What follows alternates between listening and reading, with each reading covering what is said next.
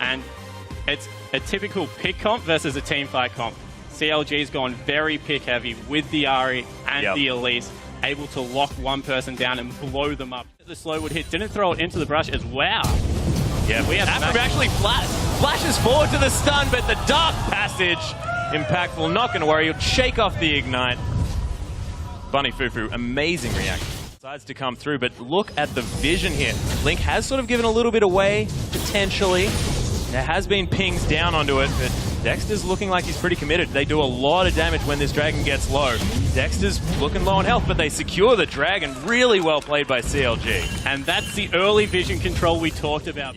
Even further, it's now nearly a 30 CS discrepancy in the way of CLG, and they're playing this lane well, as is aggression. Box is actually being used. Descends on Aframu. He's in so much trouble. First blood going to St. Vicious on this Kha'Zix, and you are not worried about that. Having a Kha'Zix getting ahead. Very, very hard into this one. Dexter and Link still hanging out. Keen coming over for his blue buff. There's the Cocoon. There's the Charm as well. The Wombo combo. Saint, you probably don't want to do that, buddy. Spirit Rush has come through, but the ultimate from Saint's going to be enough to keep him safe. But that its name would suggest in order to get him to safety. Oh, St. Vicious gets hit by the Charm as well, but he decides to jump in on it. Chris with a twisted advance, immediate teleport, but Keen gets the kill with a command attack. Finishing that one up and answering and picking up a blue buff. Dexter at the same time.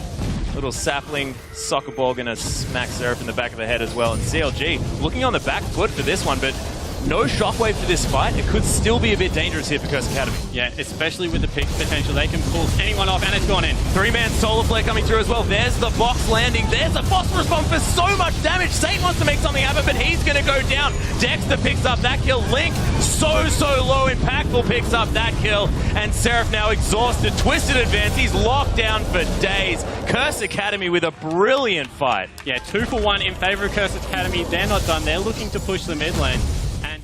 A little bit on the back foot now. So CLG still want to fight because the shockwave is down. A great solar flare hits, but the box completely negates it, and Link gets hit by a hook. From here, CLG think they have to fight, so they dash back in. However, Impactful goes so ham, able to pick it up, and Seraph unfortunately gets exhausted, can't run away from that one. Goes in the favor of Curse Academy. Indeed, Curse Academy now wanting to start up this dragon. Of course, shockwave is still available, so CLG, they don't want to fight it. They need to get picks in order to be in this game. And Curse Academy, just plastic play here from CLG. And Seraph hanging out in this bottom lane, but has that teleport. So if they need to fight, then he's going to be fine. Impactful actually getting soloed here by Seraph. Seraph actually flashing after him with the cleaver. There's the heal being used. Impactful is in so much trouble, has to hide behind the creep wave. And Seraph, now that is how you send a message. This they will fight once again for this dragon. Yeah, CLG very confident with this one as well. Aframu. Seraph actually gets hooked, but that's not the target that Bo5 wants. Teleport coming through from Chris. We'll see whether he tries to make something happen. Link from the backside. Bo5 gets taken down so low, but Link's now focused. He's going to fall. That's support for mid lane, and not necessarily what CLG wants, but this fight is not over yet. Nice shockwave, but it only lands on Seraph. And Keen from the backside, he tries to come back through. Really nicely played from CA, kiting back on this one, and now Dexter's been singled out. Repel, not really what he wanted, and he's going to fall down as well. St. Vicious picks up that kill, immediately jumps on this dragon, and Curse Academy really making up for their sort of not necessarily great map play with these brilliant dragon fights. And after we complimented CLG for playing their comp so well, they rush into a 5v5 team fight, and that is not coming out from Infinity Edge Trinity Force. And here's a pick setup. Wow, this could be so dangerous for CA. Yeah, Bo5 gets caught there. We've got everything being blown, but look at the turnaround for Curse Academy. All of that damage Impactful got here at exactly the right time. The double kill from Chris, and CLG thought it was all going their way, but it's not going to happen. Impactful with another fantastic rocket. I lost my brain in that fight because everything came down at once. Yeah, as soon as they dove in onto Bo5 once again, the shockwave came. That's going to be absolutely cleaned up. This is meaning a Baron on the side of CA. It's only 27 minutes. Double Lift has to try and stop this. Yeah, doesn't have the culling available as of yet. St. Vicious is very low.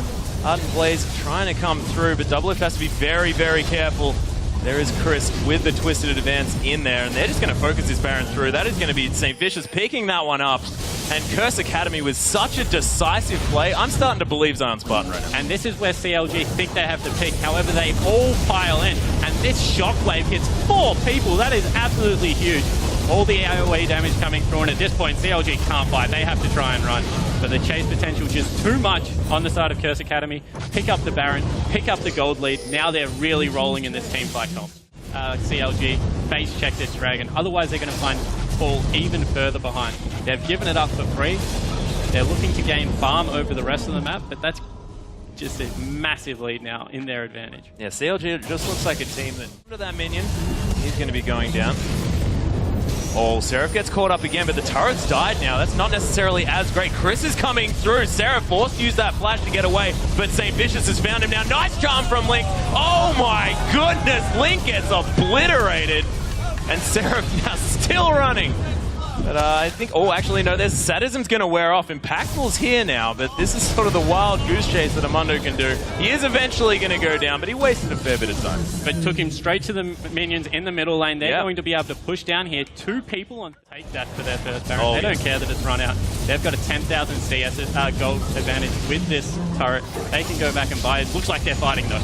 Yeah, there's a shockwave. Link going to get absolutely destroyed again. Dexter now is a bit of the focus. Seraph now nicely tanking up some damage here, but oh, Dexter forced to immediately use that repel and flash out of the way, but St. Vicious finally going to take down Seraph, and this is exactly the same story. They're just going to be able to do the same thing again. And they're focusing the tankiest member on CLG, and he's not lasting at all. Once again, Link got blown up without using his DFG or the 2 charges of his ultimates left over.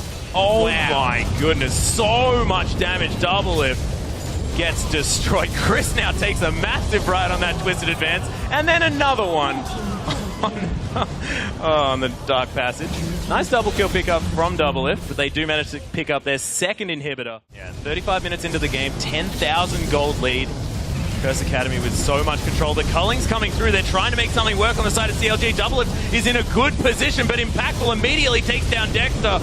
Chris trying to be a nuisance, but Double Lift still on full health. Is he going to be able to do something out of this? No, that's another member going down. And I think CLG are going to have to back off, but this time Link didn't die. So they can take that away. No shockwave expended on the side of Keen as well, so they can turn around and go straight back to this Baron. Looks like CLG have given up with that idea. They're just looking to push the mid lane and get something for it, but the recalls are coming out on the side of the Curse Academy. Yep. Keen, of course, trying to recall, but gets knocked up by Baron. Always unfortunate. That is going to mean that the turret is going to go down in that mid lane, but Baron for in a turret, I mean, it is map damage from that Orb of Deception, and they're going to waltz in and take a second inhibitor for themselves. That was with a charm on as well. Chris actually getting caught up by all of the CC available from CLG, but he's not going to care. He's still over half health at this stage on.